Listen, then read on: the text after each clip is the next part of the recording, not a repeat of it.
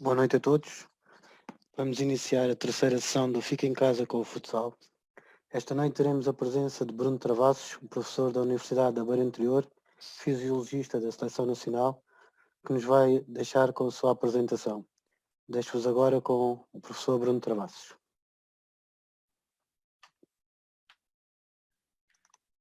Boa noite a todos. Carlos, estão-me a ouvir bem?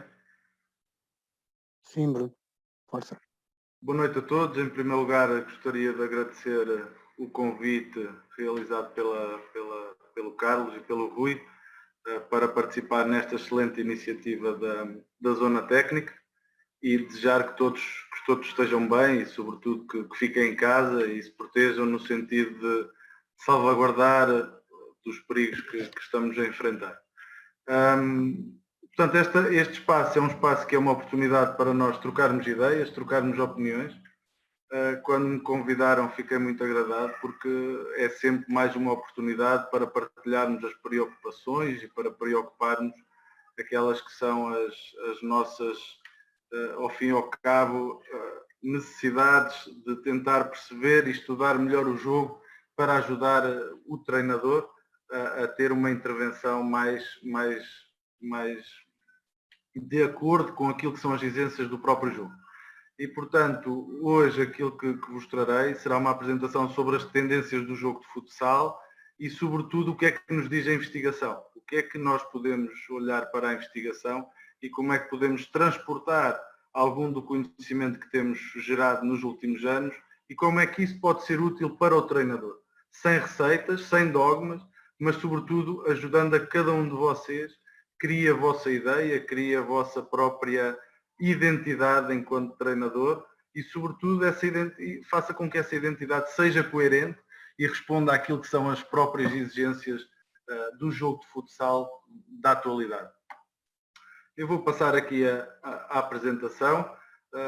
Estejam à vontade, tal como tem sido o hábito, para irem colocando questões e, dentro do possível, eu tentarei ir respondendo a cada uma das questões da melhor forma. Esta apresentação é um bocadinho como alguém costuma dizer, se nós seguirmos a moda, se nós seguirmos a tendência, vamos correr o risco de copiar tudo aquilo que os outros fazem. E, portanto, aquilo que eu vos trago hoje aqui, aquilo que eu penso que esta apresentação não é uma tentativa de vos dizer aquilo que devem fazer ou olhar para aquilo que os outros já fizeram para que vocês repliquem, é uma forma de tentar mostrar-vos quais são as tendências que vamos identificando com a investigação que realizamos, no sentido de vocês estarem um passo à frente daquilo que são as exigências do jogo hoje. E ajudar-vos a pensar um pouco fora da caixa, colocar em causa aquilo que são as vossas inquietudes e ajudar-vos a pensar e a construir melhor a vossa ideia de jogo. De uma forma muito simples e muito prática, penso eu.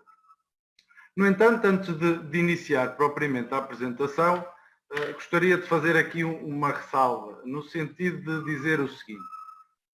Este ano, e fiz questão de o dizer publicamente já em vários locais, temos a oportunidade de ter no nosso país 3 dos melhores treinadores do mundo.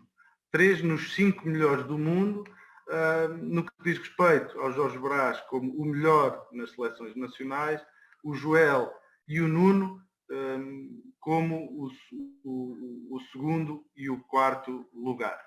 E, portanto, isto não acontece. Poderia aqui valorizar as equipas, o trabalho da Federação Portuguesa de Futebol, o resultado do Sporting, os resultados individuais do feminino, mas estamos aqui para falar de treino e de treinadores. E, portanto, eu gostaria de realçar este facto. E este facto não acontece, na minha opinião, nem por passos mágicos, nem porque alguém se lembrou e agora vamos ter treinadores de futsal e agora somos os melhores e agora vamos seguir aqui uma ideia qualquer, nem acontece porque andamos todos atrás uns dos outros. Na minha opinião, se temos hoje dos melhores treinadores do mundo, e são estes que são referenciados, mas podemos referenciar muitos mais, não é? Estes, neste momento, são aqueles que são considerados e estão nas equipas que também permitem alcançar os melhores resultados, mas uma coisa eu tenho clara na minha cabeça, que é nós, em Portugal, não temos vivido de seguidismos. E aquilo que me parece muito importante, ao contrário daquilo que têm sido algumas ideias, é que nós temos que conciliar de forma muito clara e muito evidente aquilo que são as exigências e as vivências do treino e que os jogadores e que os treinadores têm, a formação que temos conseguido criar, que é uma formação da excelência, e a própria investigação que tem alavancado estes dois processos, quer de formação, quer de treino. E, portanto, o que é que eu acho que nós temos feito de diferente em relação aos outros países? É que, na realidade, estes três fatores têm andado de braço dado e têm andado claramente juntos no sentido de potenciar a intervenção e potenciar aquilo que é a qualidade do jogador português, mas também a qualidade do jogo de futsal e a qualidade da nossa intervenção. E, portanto, eu gostaria de iniciar esta intervenção dizendo precisamente isto.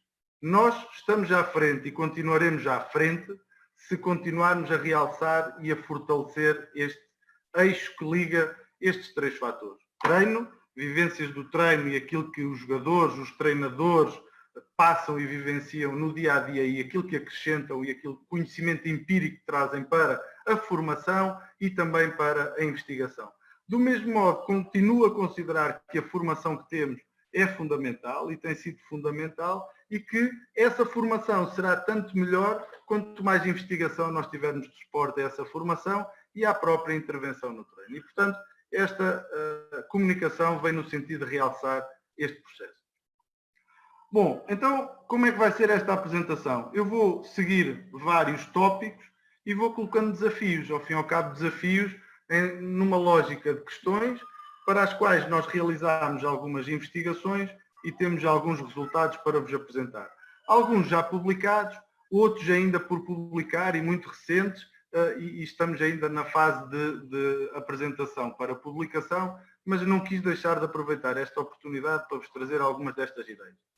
Este primeiro estudo, desenvolvido pelo João Santos, no seu trabalho de doutoramento e com a colaboração de dois colegas espanhóis, nós procuramos avaliar a competitividade entre ligas de futsal. Esta é uma discussão sempre que existe. Será que somos mais competitivos? Será que não somos? O que é que isto nos traz? O que é que isto nos permite pensar sobre o jogo? Então, o que é que nós fomos fazer? Nós fomos comparar 4 daquelas que podem ser consideradas das melhores ligas de futsal do mundo. Espanha, Portugal, Brasil e Rússia. E fomos avaliar as 3 equipas que terminaram a fase regular nos 3 primeiros lugares, entre 2009 e 2014 e 2014 e 2018. E o que é que fomos verificar? Que variáveis fomos avaliar? A percentagem de pontos em relação aos pontos totais que cada equipa, que as 3 equipas poderiam obter, o número ou a percentagem total de vitórias, a percentagem total de vitórias em casa, os jogos que terminaram com um resultado muito próximo, 1-0, 2-0, e jogos que acabaram com 3 ou mais golos de diferença no final. Então, quais foram os nossos resultados? De um modo geral, aquilo que podemos verificar é que, se olharmos para os pontos, verificamos que Portugal é a equipa que apresenta maior percentagem de pontos ganhos pelas 3 primeiras equipas, enquanto a seguir Espanha, depois a Rússia e por fim o Brasil. Para além desta tendência destas 3 equipas ganharem mais, aquilo que verificamos é que quer em Espanha, aqui, quer em Portugal, quer na Rússia, a tendência entre 2009, 2014 e 2014, 2018 é de aumento do número de pontos ganhos por estas 3 equipas. Então significa que estas equipas tendem a ganhar mais pontos, enquanto no Brasil a tendência é inversa. É uma tendência negativa, ou seja, as 3 melhores equipas tendem a ganhar menos pontos, a conseguir menos pontos no final da classificação.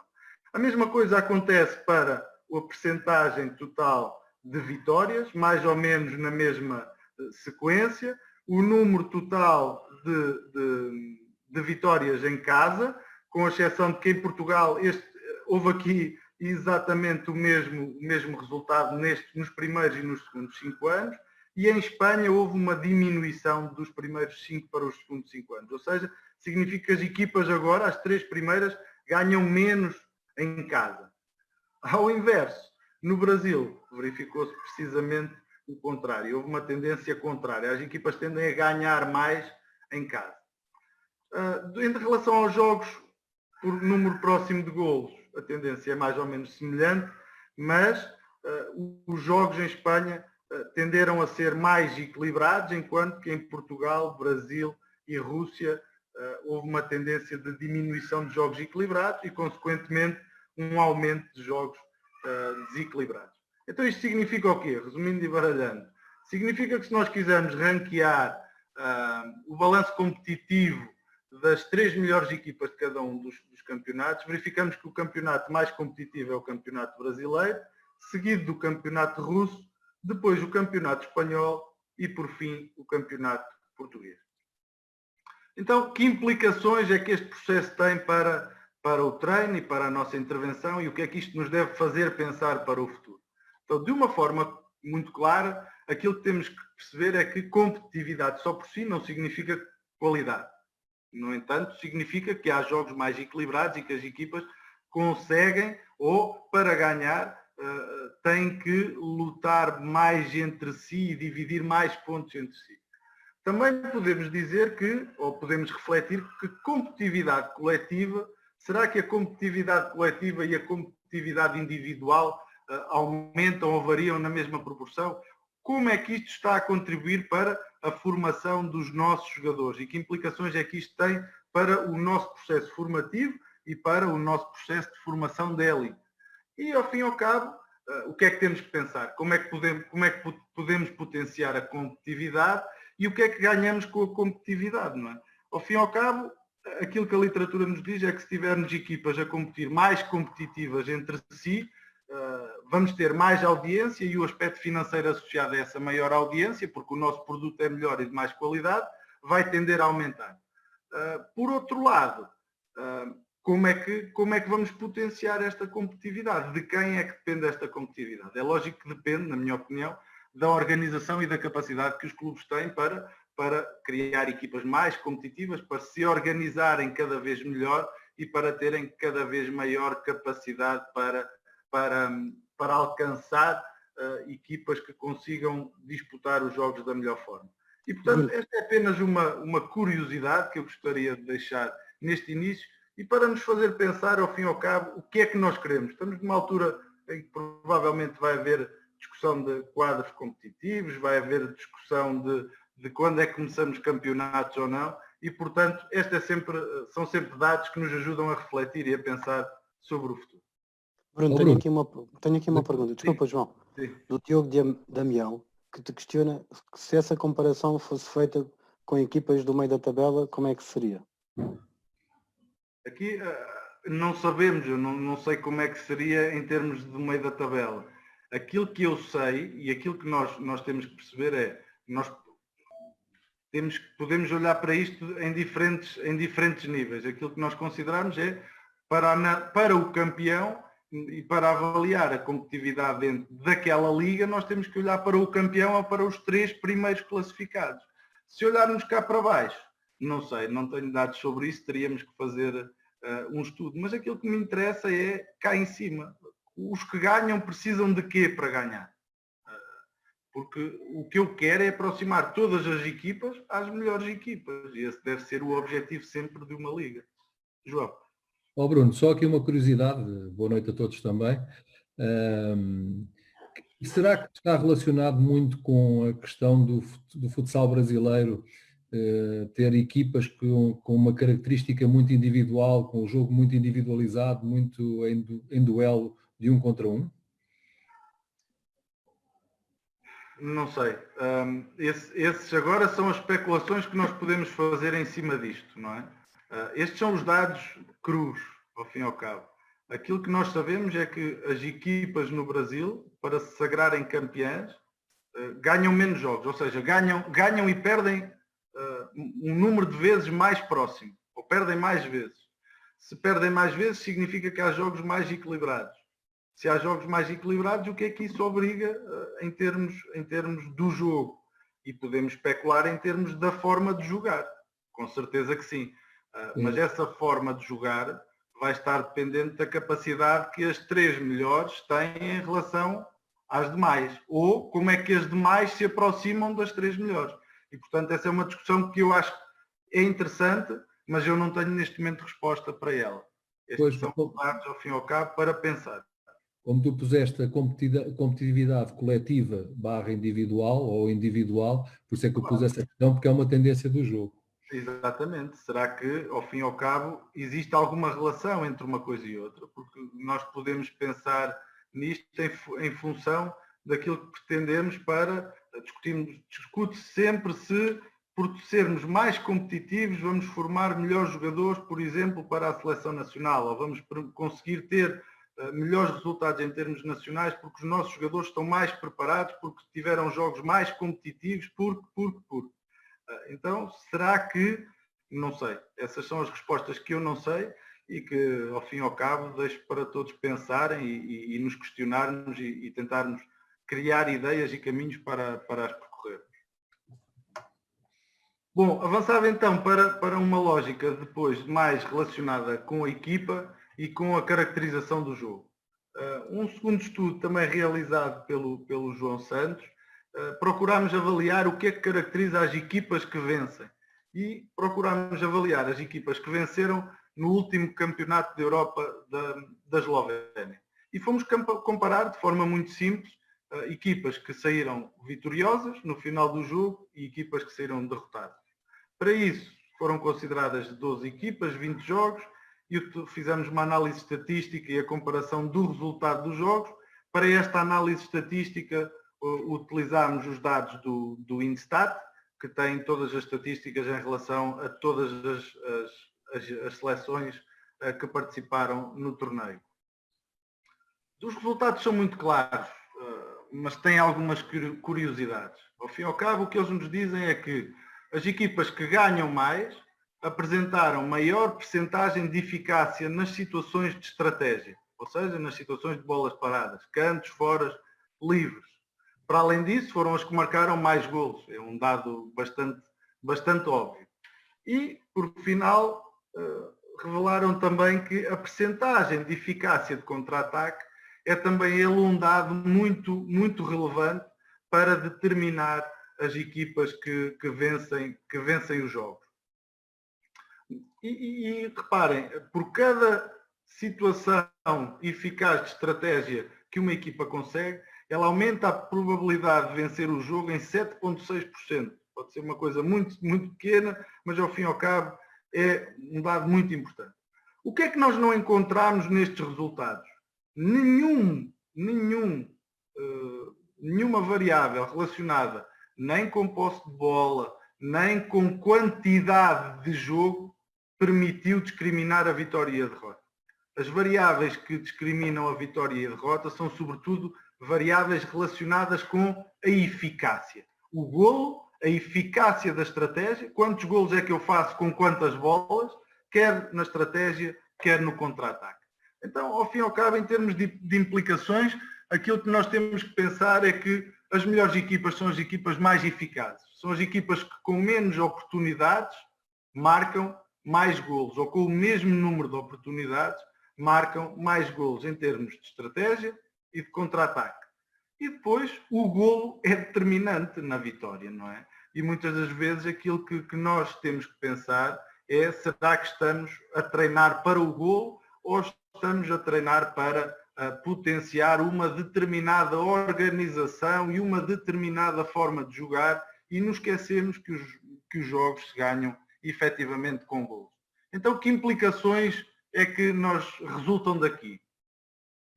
Que conteúdos e tempo de treino é que nós dedicamos a cada um dos aspectos que nós queremos potenciar para o jogo? Ao fim e ao cabo, como é que nós treinamos, não é? E o que é que treinamos? E que feedback é que damos no treino? Deixa-me só terminar, que a seguir já abro o espaço para questões. Que é: eu posso treinar durante muito tempo uma situação de contra-ataque. O Bruno disse que quem tiver contra-ataques são as equipas que vencem. Então eu posso ter muitos contra-ataques.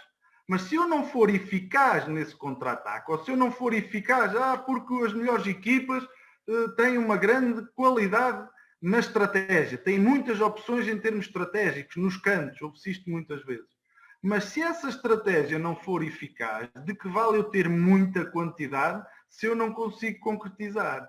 Então isto tem que nos servir para refletir enquanto treinadores para que feedback é que nós estamos a dar no treino. Onde é que nós estamos a centrar a nossa atenção? Estamos a centrar a nossa atenção apenas no processo e na organização e na lógica, ou estamos a centrar na funcionalidade e na forma como os jogadores estão a conseguir ou não alcançar o gol?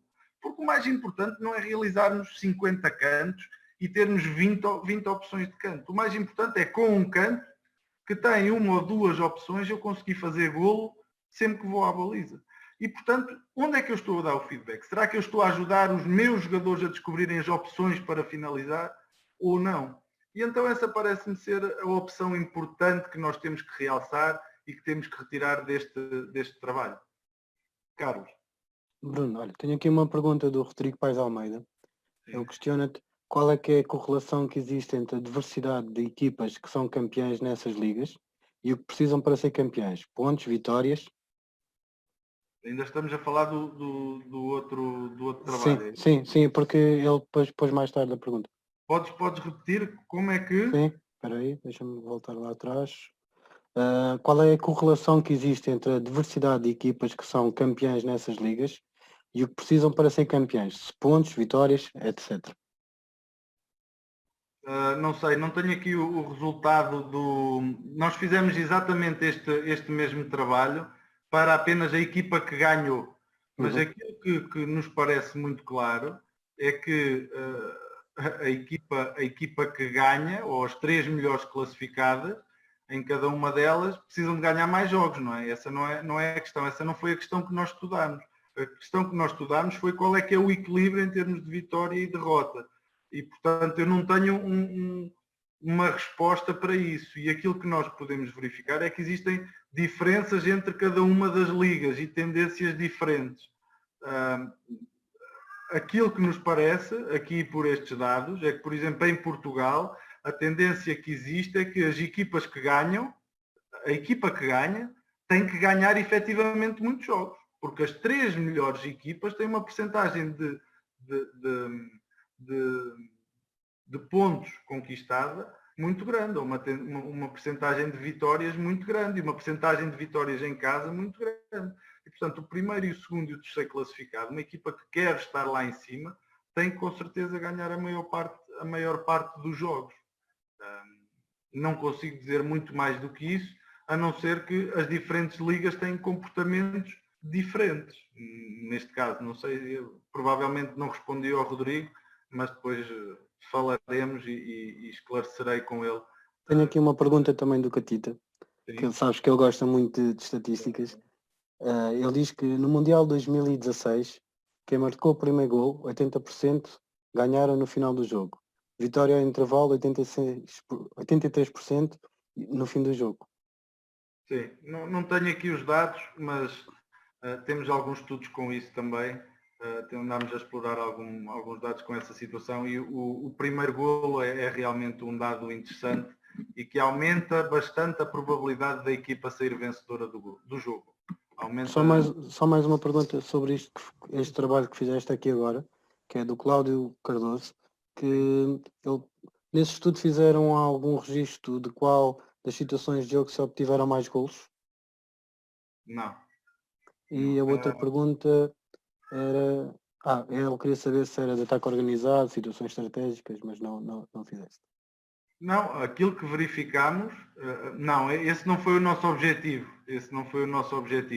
Aquilo que verificámos é que aquilo que diferencia, por exemplo, os golos de ataque organizado não diferenciam quem ganha e quem perde. Aí os resultados foram semelhantes, ou seja, as equipas que ganharam e as equipas que perderam marcaram um número semelhante de golos em termos de ataque organizado. Aquilo que... E também não se revelaram diferenças em termos de eficácia no ataque organizado. Nem se revelaram diferenças no contra-ataque. Aquilo que é interessante é ver que a eficácia é o fator que vai, ao fim e ao cabo, destrinçar o sucesso de uma equipa. Ao fim e ao cabo, se recuarmos, não é preciso recuarmos muito tempo, basta recuarmos, eu tenho os exemplos da seleção agora um pouco mais presentes. Se recuarmos a este último apuramento, o segundo jogo que tivemos com a Finlândia, O problema que existiu foi um problema de eficácia, não foi um problema de jogo, de condicionar o jogo, de criar situações de finalização, não, foi um problema de eficácia. E quando as equipas não são eficazes, estão mais próximas de não ganhar. Exato, mas só aqui para avançar um dado sobre a Liga do ano passado. A Liga Portuguesa do ano passado teve 60% das equipas que estavam a ganhar ao intervalo ganharam, ou 60% das vezes que as equipas estavam a ganhar ao intervalo ganharam o jogo. É só para ver esta discrepância que há entre uma competição, como o Catita falou, a nível de seleções, para uma amostra muito maior, com muito mais jogos de uma liga inteira. A tendência é para aproximar dos 50%, neste caso 60%. Muito bem. E já agora, desculpem-me a minha falta de educação, não cumprimentei nenhum das pessoas que me colocou as questões e peço desculpa por isso, quero a todos eles, ao Rodrigo, ao Catita e ao Cláudio, um abraço para eles. Continuando, este estudo fez-me lembrar, quando estava a preparar esta apresentação, num trabalho de mestrado que o Nuno Dias fez connosco aqui na Universidade da Beira Interior, aqui há uns anos. Quando eu vos dizia aqui esta relação entre conteúdos e tempo de treino e o feedback no treino. E o que é que nós fomos analisar, tendo por base os dados do Sporting na altura, já não me recordo qual foi a época, mas ao fim e ao cabo, o que é que nós olhamos? Ao fim e ao cabo, qual a percentagem de golos marcados que o Sporting tinha e o tempo de treino que ele dedicava a cada um desses conteúdos. E ao fim e ao cabo, aquilo que nós verificamos é que existe uma correlação muito grande entre os golos marcados e o tempo de treino. Outros agora podem me dizer, mas é o Sporting, mas não sei quanto. Na verdade é que existe aqui uma correlação bastante alta. E ao fim e ao cabo, se calhar, quanto melhor nós treinarmos e quanto mais tempo dedicarmos a cada conteúdo, focando nos aspectos que são preponderantes para o sucesso da equipa, provavelmente nós vamos ter uma relação mais próxima daquela que nós conseguimos aqui em termos de golos marcados e de tempo de treino. E, portanto, isto é o ideal, é nós conseguirmos pensar o treino de acordo com aquilo que é a exigência do jogo. E tendo em consideração aquilo que é a forma de jogar que nós queremos implementar. Realçando mais uma vez o seguinte, não importa ter muito tempo de conteúdo de treino, se o nosso foco e o nosso feedback não for nos aspectos que permitem que as ações que estamos a treinar sejam funcionais, que as ações sejam eficazes e permitam potenciar o comportamento coletivo e o comportamento individual dos jogadores. Mas então olhamos para o contra-ataque e verificamos neste estudo anterior, como vocês se recordam, que a eficácia do contra-ataque é muito importante para o sucesso das equipas. E recentemente o Augusto Assunção, de Viseu, tem andado a procurar trabalhar e perceber um bocadinho melhor estas situações de contra-ataque. E qual é que é a relação entre o contra-ataque e a prestação das equipas? Ao fim e ao cabo, se existe aqui alguma relação e alguma influência do sucesso do número de contra-ataques e o sucesso das equipas. Nós olhamos para a Liga Placar e Liga Russa, cerca de 200 jogos dos últimos anos. Porquê a Liga Placar e Liga Russa? Porque são as ligas que estão no Instat e que estão disponíveis para nós termos todos os dados e, portanto, nós quisemos ter um número grande de dados, mas nem todas as ligas estão registadas, não têm dados nesta plataforma, mas com 200 dados pensamos que ser um número já suficiente. Fizemos a análise estatística dos jogos, de acordo com as variáveis que o Instat apresenta, e fomos comparar equipas com mais e menos contra-ataques. E fomos tentar perceber a influência do contra-ataque no resultado da equipa. Então o que é que verificamos? Há 3 tipos de equipas que utilizam contra-ataque. Equipas que utilizam poucos contra-ataques, equipas que utilizam um número médio de contra-ataques e equipas que utilizam um grande número de contra-ataques. Certo? As equipas que utilizam poucos contra-ataques fazem cerca de 5, 6 contra-ataques por jogo. A média, cerca de 8, 9 contra-ataques e muitos contra-ataques aqui à volta dos 12, 13 contra-ataques. Vocês agora podem, mas isso serve para quê? Olhem para a vossa equipa.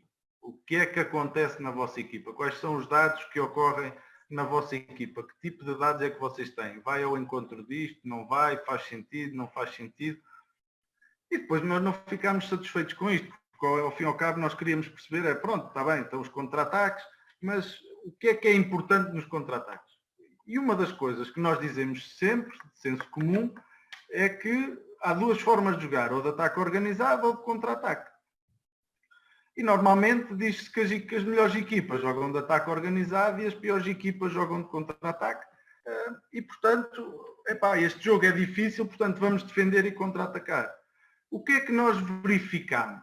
O que é que nós procuramos perceber? Ao fim e ao cabo, estão aqui cerca de 84% das equipas, no número baixo e médio, e aquilo que fomos tentar perceber foi olhar para as equipas que perdem, que ganham ou que empatam. E peço desculpa por isto estar em inglês, mas não consegui depois ajustar aqui os gráficos todos para português.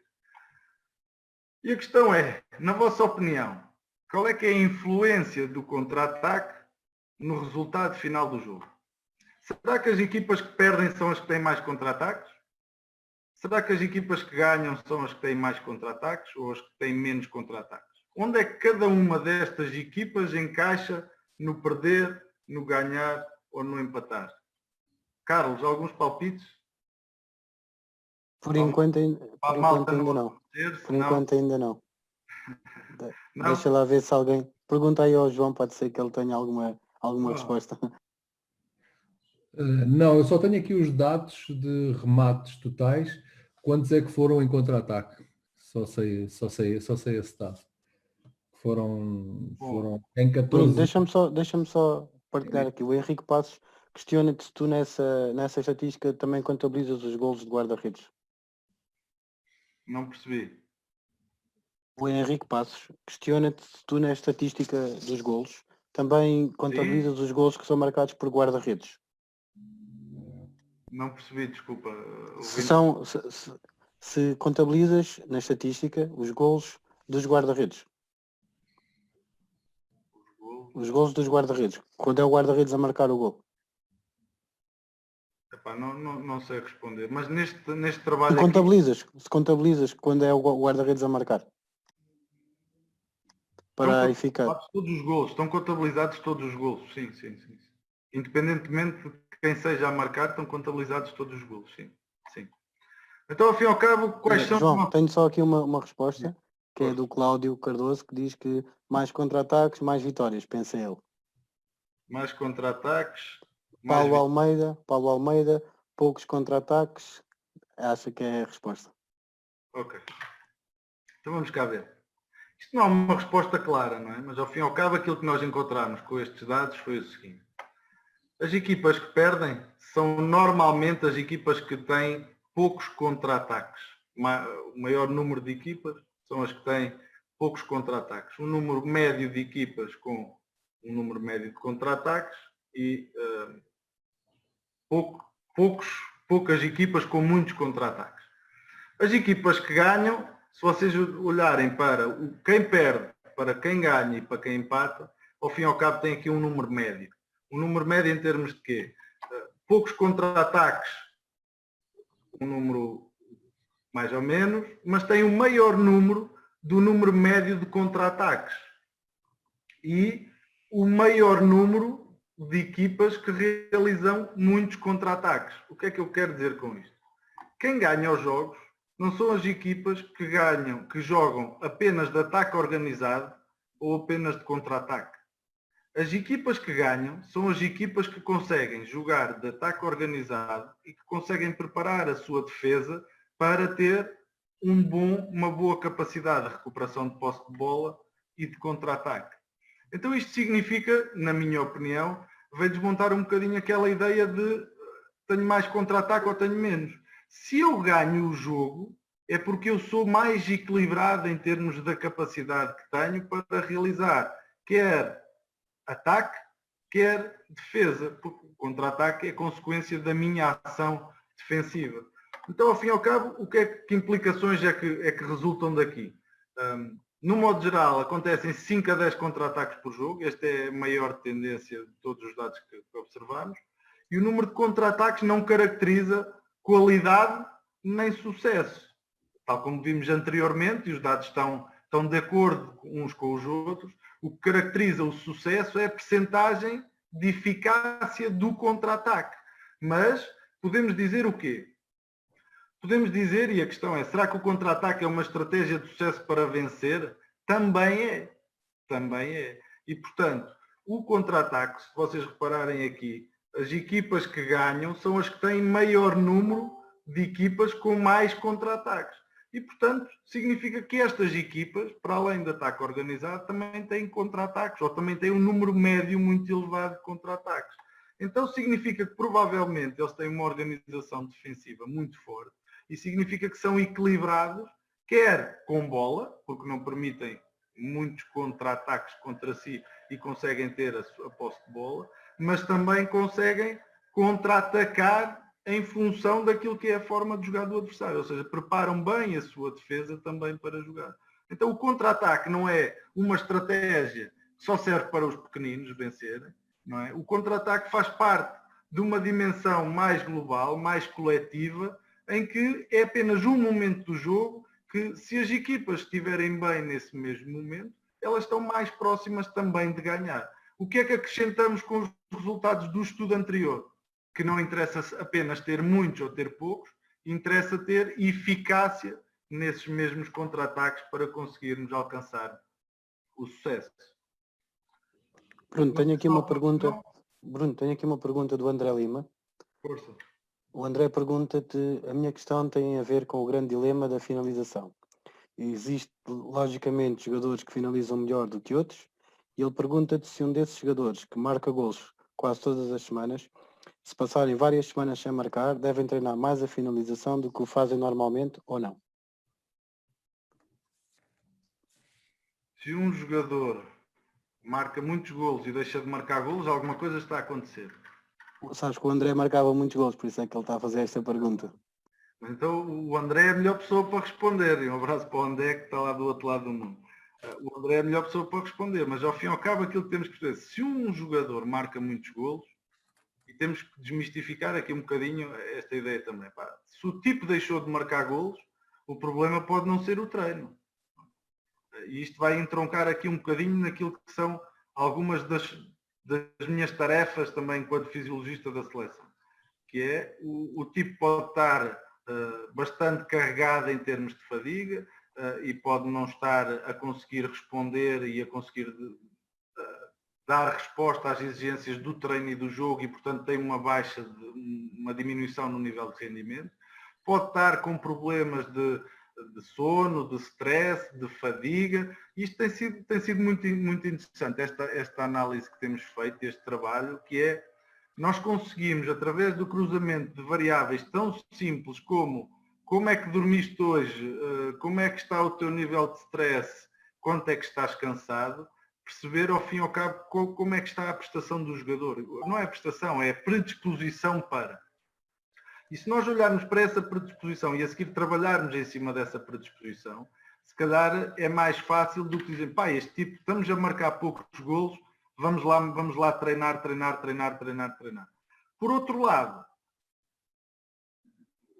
há questões que são óbvias e que se estamos a falhar porque o processo não está bem, porque o indivíduo não está no sítio certo, temos que olhar para o porquê do problema, não é? E ao fim e ao cabo, a mensagem que eu gostava de deixar nessa situação, e esta é uma pergunta muito interessante do André, e ele enquanto jogador com certeza que vivenciou muitas dessas situações, é que muitas das vezes o treinador quer treinar mais e ele, pá, lá vem este gajo querer treinar mais outra vez, não é? Eu estou farto disto e eu quero um bocadinho de sossego e eu quero um bocadinho, deixa-me chutar aqui umas bolas sozinho, que é para eu desanuviar um bocadinho, ou tira aqui 10 minutos de treino, ou deixa-nos hoje ficar a descansar, porque se eu ficar a descansar, se calhar a seguir vou estar com mais predisposição para jogar.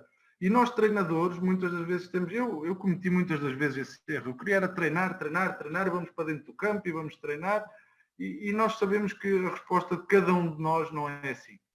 E a vida do jogador também não é fácil nesse sentido, e portanto só a treinar não resolvemos os problemas. Agora, a equipa no seu todo, há outro aspecto que também me parece importante, é que se o golo e a eficácia da finalização, quer em situações de estratégia, quer em situações de contra-ataque, são preponderantes para o sucesso das equipas, então significa que esse deve ser um aspecto, a finalização deve ser um aspecto muito treinado.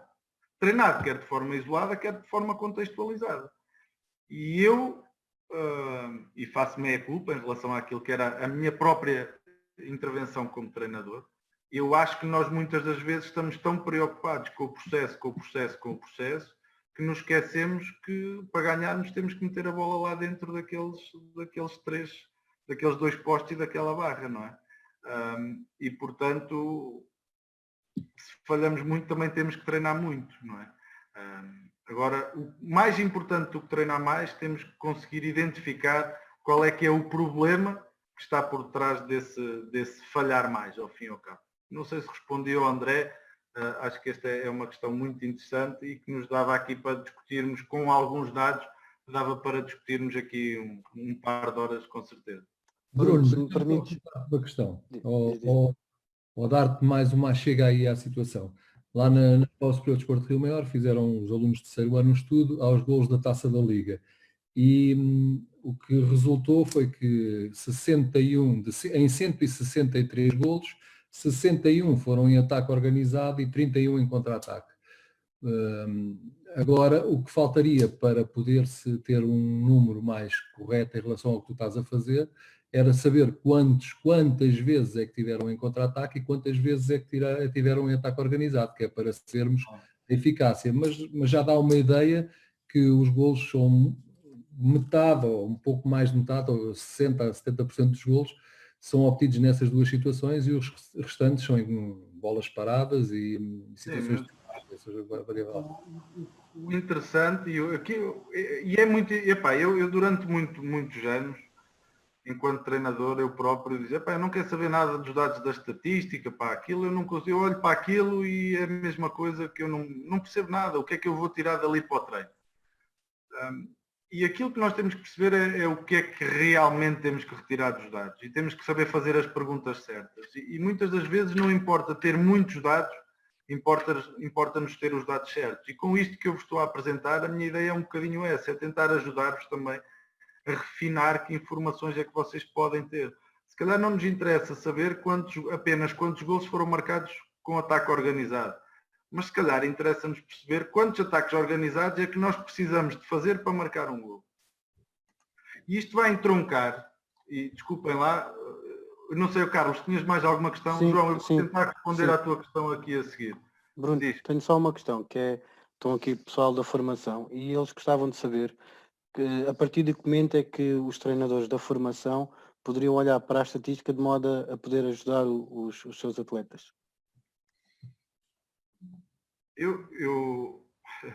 Essa é uma pergunta muito interessante. Nunca tinha pensado nisso, nessa perspectiva.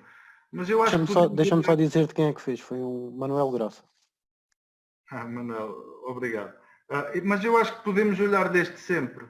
Mas vamos ter que olhar para estatísticas diferentes. Mas para que isso aconteça, o mais importante é nós termos definido quais são os conteúdos que queremos trabalhar em cada um dos treinos, ou quais os objetivos que queremos alcançar em cada um dos jogos, do meu ponto de vista. O que é que eu estou a dizer? Interessa-me saber quantos ataques organizados é que teve a minha equipa num escalão de infantis? Não me interessa para nada. Na minha opinião, não me interessa para nada. Mas interessa-me saber quantos passes é que a equipa conseguiu e qual o espaço que conquistou. Se calhar já me interessa. Porquê? Porque eu estou a olhar para o processo que estou a criar para formar o jogador. Mas interessa-me perceber como é que eu perdi a posse de bola. Eu perco a posse de bola como? Tem alguma coisa a ver com os fundamentos e com a orientação dos jogadores, com aquilo que o João ontem falava um bocadinho aqui na sua intervenção? Tem a ver alguma coisa com isso ou não tem nada a ver com isso? Porquê é que perdemos a bola? Perdemos a bola porque não temos capacidade de passe? Perdemos a bola porque estamos sempre mal enquadrados e recebemos sempre a bola ao contrário? Perdemos a bola porque, ao fim e ao cabo, as questões que nós temos que colocar são diferentes. E não estou a dizer que estas questões não se colocam no nível sénior. Mas se calhar não são as principais, porque se nós tivermos que resolver estes problemas no nível sénior, então alguma coisa está errada. E, Portanto, nós no nível sénior temos que olhar para uma lógica mais estratégica, não é? Mais coletiva. No nível de formação, quanto mais descemos, acho que cada vez vamos olhar mais para o individual. Mas olhando para esse individual de acordo com o perfil do jogador, com o modelo de formação que nós queremos ter. E penso que nisso, tenho a certeza que o processo de certificação vem ajudar muito a clarificar essa questão. E vem-nos ajudar, a todos nós treinadores, a que nós nos sentemos à secretária, em frente ao computador, e aquilo que tínhamos como adquirido, que eram, eu acho que isto nesta idade é mais ou menos assim. Não, as coisas têm que estar claramente definidas. E as equipas que têm 5 estrelas na certificação têm esse processo muito claro. Esse processo está muito claro para eles. E eles sabem exatamente que estatística é que querem, que perfil de jogador querem, o que é que querem trabalhar, e isso parece-me o ideal. E, portanto, a estatística pode ser sempre utilizada, mas para diferentes fins, ou seja, para cumprir com os objetivos de cada um dos escalões de formação ou dos séniores nos quais nos integramos. Não sei se me fiz entender, mas qualquer coisa também estão à vontade para depois discutirmos já a posteriori. Bom, mas entroncando naquilo que o João estava a dizer e naquilo que eu referi em relação à estatística, mais do que olhar para o número de posses de bola, interessa-me perceber como é que eu estou a chegar lá, quantas vezes e como e porquê. Então nós aqui há uns anos fizemos um trabalho e tentamos perceber o que é que caracteriza o ataque em função da defesa adversária. Grande parte dos dados estatísticos e dos estudos científicos olham para o jogo no global e não têm em consideração a defesa e o tipo de oposição. E nós preocupava-nos isto. Então fomos buscar jogos do Euro de 2012, da Croácia, e este trabalho foi realizado por um aluno de mestrado, pelo Manel, se ele estiver a ouvir, um abraço para ele, e ele foi analisar 3 jogos de Portugal, ficámos em 5º classificado, e fomos observar 3 jogos da seleção espanhola, que foi o vencedor. E ao fim e ao cabo nós tentámos perceber, porque é que a Espanha ganhou em relação àquilo, em relação a Portugal, porque é que conseguiu melhores resultados. Há alguma coisa que altera ou alguma diferença na forma de jogar entre as duas equipes? E fomos olhar para as posses de bola que terminaram em remate. Este é um exemplo daquilo que foi a nossa quantificação. Portanto, nós dividimos isto em 3, 6, 9, 10, 11, 12 áreas. E tínhamos a finalização, o remate à baliza ou o remate para fora. E a nossa preocupação foi o remate. A equipa construiu e finalizou. Se foi certo ou não foi certo, não interessa. Porque aí eu acho que a finalização depende muito da capacidade individual e o sucesso dessa finalização. Mas nós queríamos ver o processo neste caso. E fomos analisar as duas equipas com uma defesa em bloco alto e com uma defesa em bloco médio. Bloco alto cá em cima, bloco médio aqui na zona do meio campo. Então, quais foram os resultados? Contra defesas em bloco alto, não se verificaram diferenças entre Portugal e Espanha no padrão de circulação de bola. Ou seja, Portugal e Espanha tinham comportamentos muito semelhantes em termos de como a bola circulava no espaço. Não se esqueçam que aquilo que nós olhámos foi como é que a bola circula no espaço, através de uma análise de redes. Este tipo de análise vem-se muito agora aí no futebol e nós na altura procurámos fazer, só que em vez dos jogadores considerámos espaços. E portanto os espaços eram mais ou menos ocupados da mesma forma. Existia um menor número de passos contra defesas em bloco alto do que contra defesas em bloco médio. Também é uma evidência muito clara, que é, se estamos pressionados, vamos dar menos toques na bola, vamos procurar mais profundidade para jogar. Ambas as equipas revelaram esse comportamento. E depois, contra defesas em bloco médio.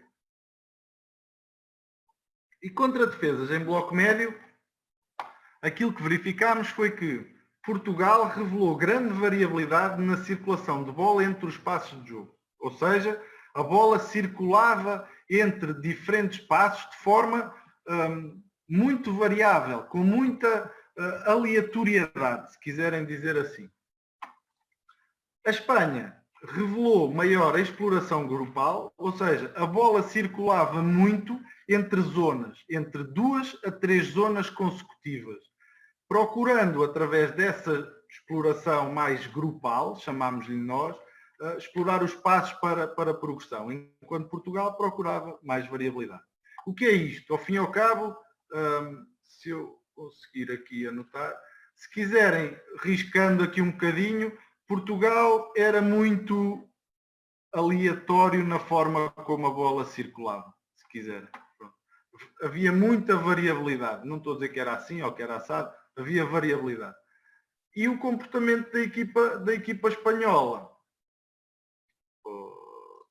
era... Eu agora já perdi aqui a caneta.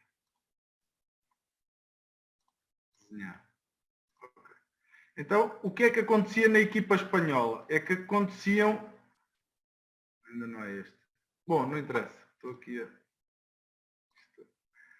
Aquilo que acontecia é que a equipa explorava, por exemplo, 2, 3 passos consecutivos de forma muito clara e depois a bola circulava para outros passos. Então, havia um padrão de circulação muito claro em termos dos passos que eram ocupados em cada posse de bola, umas vezes mais por aqui, outras vezes mais por aqui, outras vezes mais por aqui, mas havia muito esta reciprocidade entre espaços, 2 a 3 passos. Isso significa o quê? Pronto, defesas de bloco alto, semelhança na exploração do espaço de jogo, e com as defesas em bloco médio, ao fim e ao cabo, nós verificamos que as defesas em bloco médio ajudam a realçar a identidade da equipa. E, portanto, são momentos em que as equipas têm que realmente mostrar como é que estrategicamente preparam o jogo e como é que conseguem criar vantagem em relação às demais.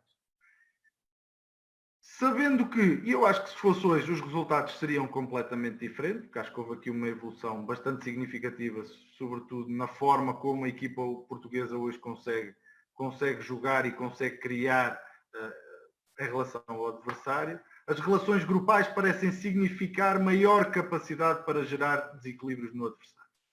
Isto vai ao encontro daquilo que alguns treinadores vêm dizendo cada vez mais.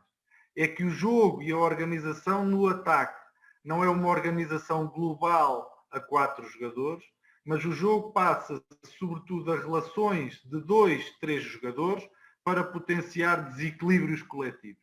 Então os desequilíbrios são cada vez mais individuais ou grupais, mais criados por um jogador ou mais criados por 2 jogadores ou por 3, mas 2 normalmente, para potenciar depois desequilíbrios coletivos em que as equipas adversárias já não estão organizadas e então não vão conseguir recompor-se para fazer face ao adversário. E, portanto, este é um dado muito interessante. Portanto, aqui olhamos claramente para o processo. E este processo significa que nós não temos dados de eficácia aqui, apenas procurarmos perceber como é que cada uma lá chega. E podiam dizer, não, mas isto está completamente errado e não interessa nada, a forma como a equipa portuguesa jogava era muito melhor. Pronto, pacífico, não há problema nenhum e cada um vai ter a sua opinião em relação a isso. No entanto, aquilo que me parece é que estes dados ajudam a realçar claramente qual é que é a tendência do jogo hoje. E nós, se vermos os jogos e comparando resultados estatísticos, resultados de análise com aquilo que é o jogo hoje, parece-me cada vez mais que essa é uma tendência que nós verificamos. E, portanto, se essa tendência, e se concordarem que essa tendência para gerar desequilíbrios é cada vez mais grupal, então como é que nós vamos treinar a especificidade dos diferentes momentos do jogo? E como é que nós vamos treinar para realçar esses comportamentos cada vez mais grupais, no sentido de provocar desequilíbrios no adversário? E, ao fim e ao cabo, este penso que é o desafio para o futuro. Cada vez mais o jogo, em termos de ataque, não se passa ao nível de uma estrutura ou um sistema de jogo que tem 2, 3 circulações que estão claramente definidas desde o início e os jogadores repetem aquelas circulações até ao fim. Na minha opinião, o jogo tem circulações, claro que sim, tem circulações marcadas, que marcam pontos de referência, mas a partir dos quais os jogadores criam. E o que é a grande dificuldade, quer do treinador para ajudar o jogador a descobrir melhor o jogo, quer do jogador? É perceber quais são os pontos de ruptura que ele pode criar na equipa adversária. Ao fim e ao cabo, em que momentos é que eu me vou embora? Em que momentos é que eu tenho que ser apoio? Em que momentos é que eu tenho que conduzir a bola para a ala? Ou em que momentos é que eu tenho que encarar para ir num contra um? Onde e quais são os momentos e os pontos de ruptura que as equipas encontram para explorar os déficits do adversário? E penso que esse é o grande desafio que nós temos para hoje. Não temos que nos preocupar, porque já toda a gente sabe quais são as circulações que todas as equipas jogam. Porquê é que as equipas se continuam a enganar? Porque, cada vez mais, a forma de criar esses desequilíbrios é através de decisões que ocorrem no momento por um ou por dois jogadores, pela forma como esses jogadores vão criar aquelas oportunidades para finalizar. E, portanto, essa parece-me ser o grande desafio para o futuro. Carlos. Sim, Bruno, olha, tenho aqui uma questão do Nuno Paiva e outra do Quitó. A questão do Nuno Paiva é se, na tua opinião, porque acredito que não tenha sido estudado, consideras que estes números estatísticos são transversais às demais divisões, incluindo distritais, ou se estes números estão associados a uma teórica de maior competência nas várias dimensões dos jogadores em alta competição? Essa é uma resposta difícil, mas o que eu acho é que em diferentes dimensões e com diferentes níveis de competência, esta é a forma como eu acho que o jogo deve tender a ocorrer nos diferentes níveis e nas diferentes dimensões. Quer no mais alto nível, quer numa segunda divisão, quer num campeonato distrital, quer num campeonato sub-20. Ao fim e ao cabo, nós devemos procurar potenciar o jogo para que ele seja cada vez mais dinâmico. E eu ouvia, não sei se foi o Nuno que disse no outro dia, que é, ao fim e ao cabo, dando responsabilidade aos jogadores e permitindo que os jogadores decidam no próprio jogo. E eu acho que é muito isso. Agora, o que é que nós temos que perceber? Há jogadores com a sua capacidade individual vão ter maior capacidade para desequilibrar e para decidir. Há jogadores que têm, num nível mais abaixo, que têm uma capacidade individual também muito boa, mas não têm capacidade para reconhecer esses momentos no jogo para decidir. Então, o que é que nos compete a nós? Bom, então eu hoje estou na primeira divisão. Amanhã vou para a segunda, vou exatamente replicar aquilo que fazia na primeira divisão? Claro que não. Isso é colocar em causa tudo aquilo que eu acho que devo fazer. E, portanto, eu tenho que dimensionar a minha intervenção àquilo que é a realidade onde estou. Mas mantendo a mesma lógica que vai guiar quer a condução do exercício, quer a condução daquilo que é a minha ideia para explorar. Agora, o jogo. Agora, noutra dimensão e com menores regras, se calhar mais liberdade ou com pontos mais específicos marcados para os jogadores decidirem de forma mais concreta aquilo que queremos? Se calhar sim. Então é neste ponto que nós temos que tentar perceber quem são os jogadores que temos, qual a qualidade da equipa que temos. Os princípios acho que são os mesmos. A lógica de intervenção acho que é a mesma.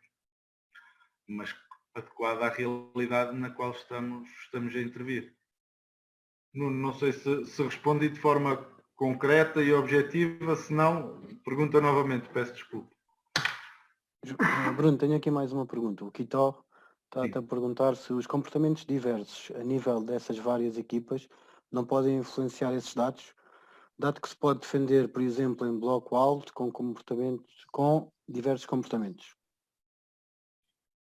É lógico que este estudo é um estudo um pouco frágil porque tem apenas 3 jogos, mas se nós pensarmos no número de ataques, acaba por ter muitos ataques. Mas replica 3 jogos contra equipas diferentes com comportamentos distintos. E aquilo que cada vez mais nós conseguimos identificar é que as melhores equipas têm padrões de comportamento muito claros, que variam pontualmente, variam estrategicamente em função das características do adversário, mas têm uma identidade muito própria. Se estes resultados variavam, se as equipas defendessem mais individual ou mais zona, se calhar podiam variar. Aqui nós não tivemos isso em consideração. se as equipas adversárias defendiam zonal ou defendiam individual. Esse é um dos pontos frágeis deste trabalho, mas que penso que, por não ter identificado essas variações no tipo de defesa e ter conseguido encontrar um padrão, significa que esse padrão é robusto para as duas realidades. Então, se calhar, ao fim e ao cabo, esse é o trabalho do treinador, não é? E os dados que nós estamos aqui a criar são dados para ajudar o treinador a refletir sobre a sua própria realidade e sobre a sua própria intervenção. E, portanto, o que é que me parece? Parece-me que cada vez mais estes dados vão ajudar o treinador a perceber se aquilo que está a realizar e aquilo que ele observa a olho nu, se está realmente a acontecer e é a forma como ele vai conseguir e quer colocar a equipa a jogar ou o que é que ele pode melhorar. E, portanto, penso que esta é uma tendência que nós ainda não vivemos muito no futsal, mas ainda esta semana, isto agora, todos os dias já há 20 sessões online, e eu ainda esta semana tive a oportunidade de assistir a uma sessão de um indivíduo que trabalha no Benfica, que é o analista de dados, ou seja, ele é engenheiro informático e faz a análise de todos os dados da equipa, da equipa principal do futebol e do sub-23, penso eu. Ao fim e ao cabo tem um departamento que faz essa análise, não sei especificar muito bem agora. Mas ao fim e ao cabo, aquilo que eles tratam são situações destas. Ao fim e ao cabo, tentar perceber como é que que dados e se aquilo que o treinador pretende está a acontecer realmente naquilo que é o jogo. Agora, eu não consigo, em termos estratégicos, dizer ao treinador que ele deve ir por ali ou que deve ir por acolá. Não, eu consigo ir até onde os dados me permitem. Em relação à questão do Quito, eu acho que, em função da variação, podemos ter dados diferentes, sim. Com este tipo de análise, com esta forma que nós utilizamos esta metodologia, se calhar não é tão fácil, mas realça-nos outros comportamentos, que é sobretudo estas relações mais grupais. Que espaços é que são pisados e por onde é que a bola circula e com que dinâmica para conseguirmos a progressão. Quito, não sei se respondi, mas se não, já sabes, podes telefonar a qualquer hora. Bruno, só para corroborar um bocadinho o que tens estado a dizer e da importância da eficácia, na Liga do ano passado, em cerca de 37 mil ataques, só 4% é que deram golo. Portanto, e os números são muito baixos. Em termos de eficácia, os números são muito baixos. E eu penso que é isso. 6%. É isso que nós temos que refletir, ao fim e ao cabo, que eficácia e que processo, ou que processo associado à eficácia. E tentarmos perceber como é que essa eficácia acontece. Neste caso, aquilo que nós procurámos fazer foi ter apenas remates, ou seja, tudo o que é perdas de bola estão aqui esquecidos. Portanto, temos balizado o nosso objetivo. Bom, olhamos para aquilo que caracteriza as melhores equipas, olhamos para o processo, então o que é que caracteriza os melhores jogadores? Os melhores jogadores, ao fim e ao cabo, foi no mesmo estudo em que analisámos no Euro, e fomos procurar de uma forma muito simples. Os jogadores All-Star do Campeonato da Europa eram definidos por um painel de peritos da UEFA, em que definia os jogadores All-Star. E aquilo que nós procurámos verificar foi, ao fim e ao cabo, será que a percepção que os peritos têm do jogo, existe alguma variável estatística que ajude a comprovar se eles são ou não All-Stars, se eles são ou não os melhores? Este que está na imagem, o Ricardo, já sabemos que é o melhor, não há dúvidas nenhumas disso e, portanto, tinha que lá estar, mas o que é que distingue realmente para a percepção dos treinadores e treinadores... Espera aí que não está a transmitir, espera aí que houve aqui uma queda no coisa, caiu a... Ligaram-me agora. Bom? Avisa quando tiveres, que eu aviso o Bruno e ele recomeça. Isto está parado, eu vou-lhe dizer onde é que está parado, está bem?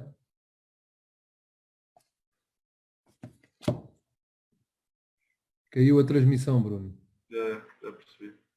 Não, mas olha, está fixe. Andamos aqui nos 300. 280, 260, 300 pessoas. Sim. Boa. Está fixe, está fixe. Pá, estou-te a dar estas achegas só para alimentar um bocadinho a coisa. Claro que sim. Opa, isto é um tema mais difícil. Porque as pessoas têm uma ideia totalmente distinta do que é que podem tirar dos dados. Pois, é isso. Então, como eu dizia, olhamos para o jogo, olhamos para as melhores equipas, é importante agora olharmos para aquilo que caracteriza os melhores jogadores. E dizia eu que aquilo que nós procuramos foi tentar perceber e comparar se os jogadores que foram considerados como All-Stars, como os melhores jogadores no Campeonato da Europa, definido por um painel de peritos, eram realmente os melhores jogadores e que dados estatísticos, ou se eram realmente, não, se os dados estatísticos realçavam que eles eram realmente diferenciados. O Ricardo já sabemos que é o melhor e, portanto, independentemente dos resultados, não haveria qualquer dúvida, mas nós fomos procurar tentar comparar então se a observação e a percepção dos peritos ia ao encontro daquilo que os dados estatísticos nos indicavam. Então, com 87 jogadores que participaram no Campeonato da Europa, fomos comparar os jogadores. Então, o que é que nós verificamos? O que é que distingue os jogadores, os melhores, dos outros? Os jogadores All-Star foram aqueles que revelaram maior número de minutos em campo, em comparação com os outros jogadores. O número de golos que eles marcaram também é superior àqueles que não são All-Star, mas um dado interessante é que os All-Star foram aqueles que também demonstraram maior número de recuperações de bola. Então, isto penso que quebra um bocadinho aquela ideia que os melhores são aqueles que atacam ou que têm mais bola ou que fazem... Não, os que são melhores e tendo por base a percepção de treinadores peritos e comparando e articulando com aqueles que são os dados estatísticos desses jogadores em relação aos demais, aquilo que verificamos é que o número de minutos, o número de golos e as recuperações de bola são realmente fatores que distinguem esses jogadores. E então, o número de minutos, por exemplo, cada minuto a mais que esses jogadores jogavam, aumentavam 33% a probabilidade de serem jogadores All-Star. E o que é que isto realça? Realça que os melhores jogadores não são apenas aqueles que atacam bem, os melhores jogadores são aqueles que atacam bem, que defendem bem, têm grande capacidade e grande agressividade na recuperação de bola e que têm grande capacidade também, em termos físicos, para jogar mais minutos com um nível muito elevado de rendimento. Então, isto, ao fim e ao cabo, permite-nos balizar aquilo que devem ser os fatores que nós devemos considerar no trabalho e na potenciação dos nossos jogadores para o futuro e do jogador de hoje. Ao fim e ao cabo, nós sabemos que ele tem que ter uma boa capacidade física, e já vamos ver a seguir quais são os aspectos que são preponderantes nisso. Ele tem que marcar golos, para além de ter outras características, ele tem que conseguir e ter uma boa finalização, e durante muitos anos penso que nos esquecemos muito disso, mais uma vez, quer na formação trabalha-se muito pouco a finalização, a eficácia, a objetividade das ações, e nós não podemos retirar essa capacidade e muitas das vezes o virtuosismo e a irreverência aos jogadores da formação, porque isso faz parte daquilo que caracteriza os melhores jogadores, mas também tem que ser jogadores que não correm apenas para um lado, não é? Correm para a frente, correm para trás, defendem bem, têm boa capacidade, bom posicionamento defensivo e conseguem recuperar muitas bolas também eles mesmos. Então, articulando estes dados com os dados que retiramos recentemente numa das taças da Liga, Sport da Taças da Liga em Portugal, nós procuramos perceber o que é que caracteriza o esforço da elite no futsal, neste caso português. Então nós fizemos a recolha de dados com o IMO, com um sistema de GPS indoor, vamos dizer assim, e aquilo que procurámos perceber nas equipas que quiseram colaborar connosco neste processo, e foram praticamente todas, alguns jogadores não, outros sim, não interessa isso, mas houve uma grande adesão e os clubes quiseram colaborar connosco neste processo, porque ao fim e ao cabo a ideia é partilhar com os clubes também aquilo que fizemos. Nós comparámos os dados da primeira e da segunda parte, e ao contrário do que grande parte dos estudos diz em termos do que é o futsal, não encontramos diferenças nenhumas em termos da exigência do jogo na primeira e na segunda parte. Ou seja, as distâncias percorridas, as acelerações, os sprints que os jogadores fizeram na primeira e na segunda parte são muito semelhantes. E significa, e isto era um dos dados que nós tínhamos sempre a dúvida, mas se os jogos se decidem sempre na parte final do jogo, porque é que os jogos na segunda parte têm sempre menos distância percorrida? E aquilo que verificámos neste estudo e aquilo que temos verificado nos dados da seleção nacional é que isso não é verdade. Os jogos em termos de carga têm mantido uma grande semelhança em termos de primeira e segunda parte. E também que o nível com que se trabalha também esta dimensão mais física e a preocupação que se tem em articular as duas dimensões, física, técnica e tática, permite que os jogadores estejam mais preparados para suportar as exigências do próprio jogo.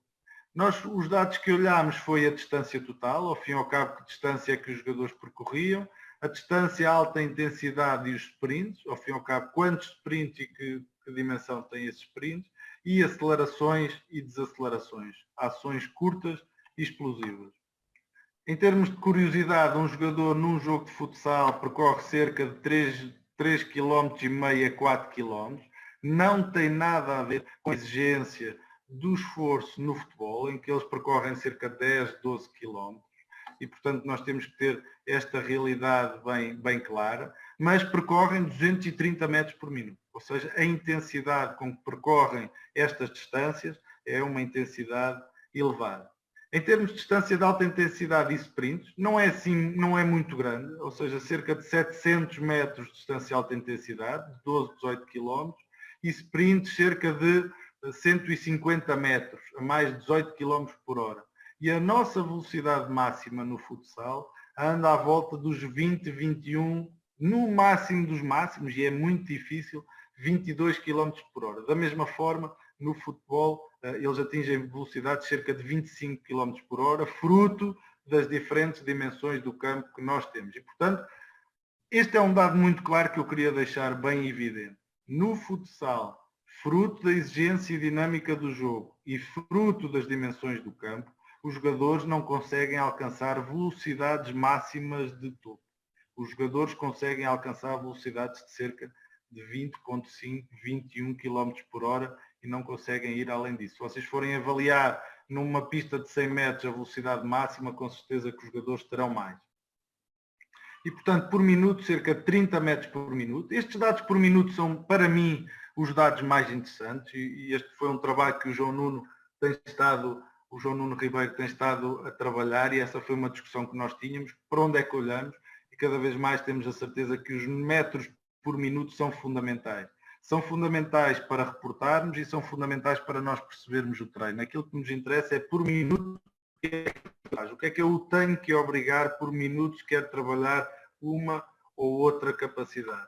E depois, as acelerações e desacelerações. Ao fim e ao cabo, cerca de 110 acelerações por jogo, em média, mais ou menos 6 acelerações por minuto. Há um estudo de há uns anos que diz que um jogador de futebol tem cerca de 7 a 8 ações técnicas no jogo por minuto. Então, se nós relacionarmos o número de ações técnicas com o número de acelerações ou desacelerações que os jogadores fazem num minuto, verificamos que grande parte das ações são de aceleração e desaceleração. Então, aquilo que nós gostaríamos de vos dizer é que a dimensão de capacidade de aceleração e desaceleração é, na realidade, a dimensão mais importante em termos físicos no futsal.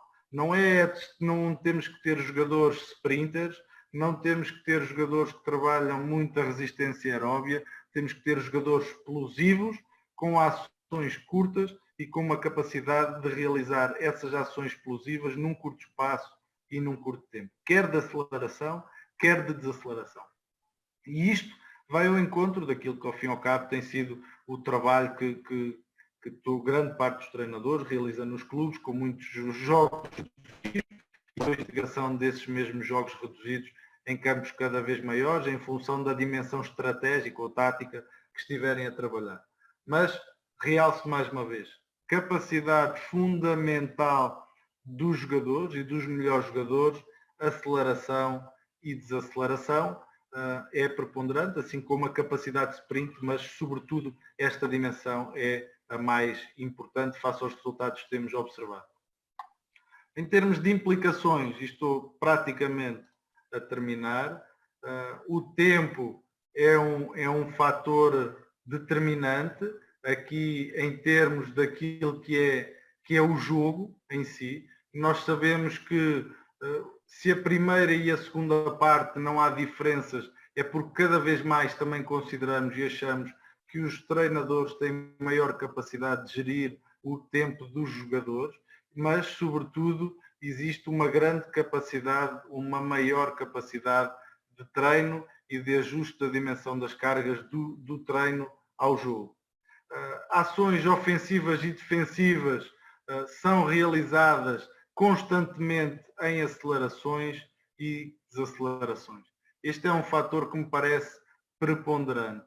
Mas também o tempo como fator determinante para a caracterização dos melhores jogadores e a capacidade ofensiva e defensiva, como vocês se recordam com os dados que apresentámos do Euro, os melhores jogadores são aqueles que fazem mais golos, mas são também aqueles que interceptam mais bolas, que têm mais recuperações de bola. E aceleração, desaceleração, como fator preponderante em termos físicos na caracterização do jogador de futsal. Então, tendo por base estes pressupostos, como treinar, como é que nós devemos então potenciar e desenvolver as capacidades dos nossos jogadores. Mais importante do que isso, na minha opinião, que implicações é que estes dados têm para o sucesso da formação? Será que este vai ser o jogador do futuro? Que jogadores temos hoje? Como é que nós conseguimos realçar as nossas capacidades, melhorando a nossa capacidade para disputar com os outros o jogo cada vez mais dinâmico, cada vez mais físico ou não, em função daquilo que são as próprias características da modalidade. Mas, sobretudo, como treinar, não é? Implicações para o sucesso da formação, como é que definimos um plano de formação, como é que nós potenciamos estas ações e a capacidade para jogar com estas ações nos nossos jogadores e como é que nós criamos contextos adequados para potenciar e desenvolver essas mesmas capacidades. Dava para ter outra conversa destas apenas a falarmos sobre isto, mas ao fim e ao cabo deixo esta mensagem para que cada um de vocês reflita sobre o vosso processo. Como vos disse no início, o meu objetivo hoje é deixar questões e procurar que cada um de vocês reflita sobre o seu processo e tente pensar um pouco fora da caixa em relação àquilo que é o seu processo de intervenção. Para mim é muito claro, não me interessa ter um jogador que é muito rápido se ele for muito lento a acelerar e a desacelerar. Se nós tivermos jogadores pouco explosivos e tivermos jogadores que não têm capacidade para realizar força muito rapidamente, nós temos jogadores que não estão preparados para as exigências do jogo. Isso hoje é muito fácil de avaliar, basta termos um telemóvel há umas aplicações que medem a altura do salto e nós temos dados muito concretos sobre a altura do salto em jogadores de futebol e em jogadores de futsal, em que se os jogadores não saltarem acima de determinado valor, significa que eles têm menos preparação, ou quanto menos eles saltarem, dizendo melhor, menos eles têm capacidade e ação explosiva no jogo. Então, ao fim e ao cabo, nós temos hoje ferramentas muito simples, o dinheiro já deixou de ser desculpa, para algumas ainda é verdade, para outras não. Temos ferramentas já muito simples, conseguimos utilizar para avaliar. Em relação ao restante, é pensarmos como é que nós queremos trabalhar e potenciar e como é que vamos criar os contextos mais adequados para aquilo que são os nossos objetivos. Bruno, já agora só uma questão.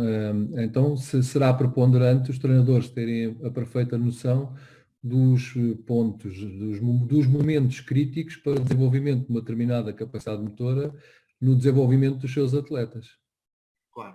Claro, esse é um aspecto preponderante quando nós temos um plano de formação, não é?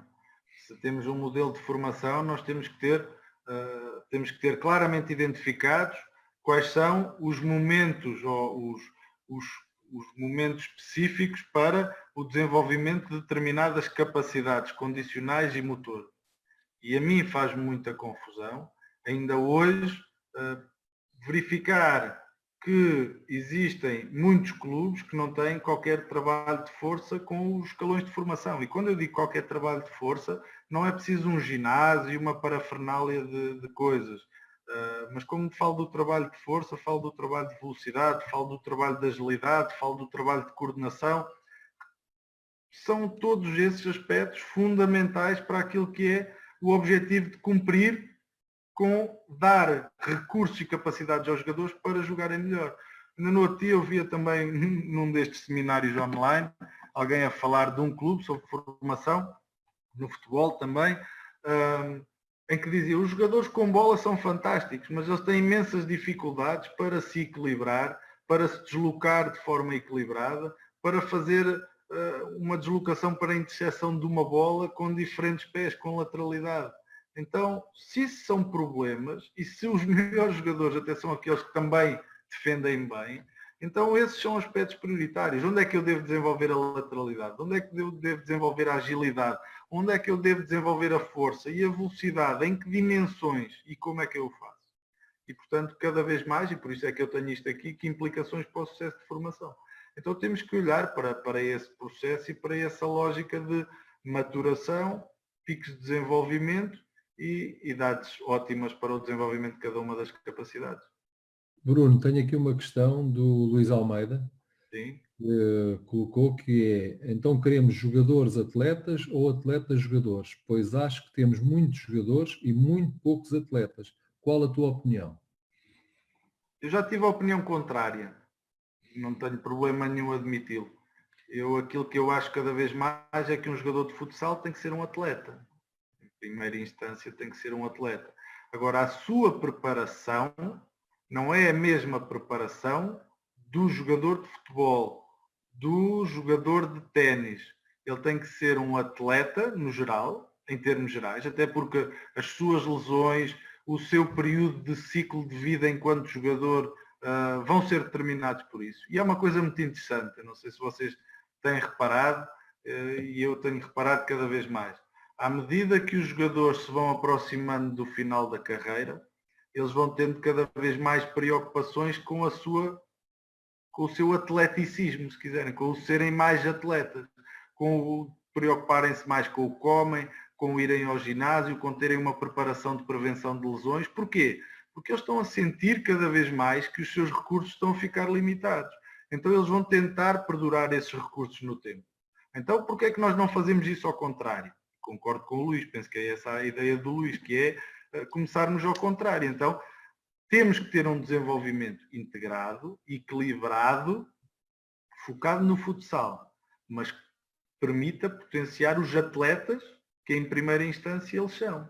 Agora, esse desenvolvimento atlético deve ser, primeiro, numa primeira instância, completamente geral. E vamos pegar novamente no ciclo de desenvolvimento, dos jogadores, um ciclo a longo prazo. Numa primeira instância, os jogadores têm que ter muita agilidade, muita coordenação, muitas vivências. A partir de determinada altura, têm que aumentar os seus níveis de força geral, aumentar a sua velocidade, aumentar o seu nível atlético geral, mas cada vez mais depois focado naquilo que são as exigências da competição. E por isso é que o treino que é adequado para o futebol não é o treino que é adequado para o futsal. O treino que eu faço com o PT, que não tenho, mas se tivesse, que eu faço com o PT para me manter em forma, que não estou, não é o mesmo que um jogador de futsal tem que fazer para se manter em forma e para manter essa identidade atlética. Então tem que responder a quê? Às exigências do próprio jogo. Então aí temos que cruzar aquilo que é o jogo com aquilo que é o desenvolvimento atlético do próprio jogador. Tenho aqui mais uma pergunta do Telmo Souza.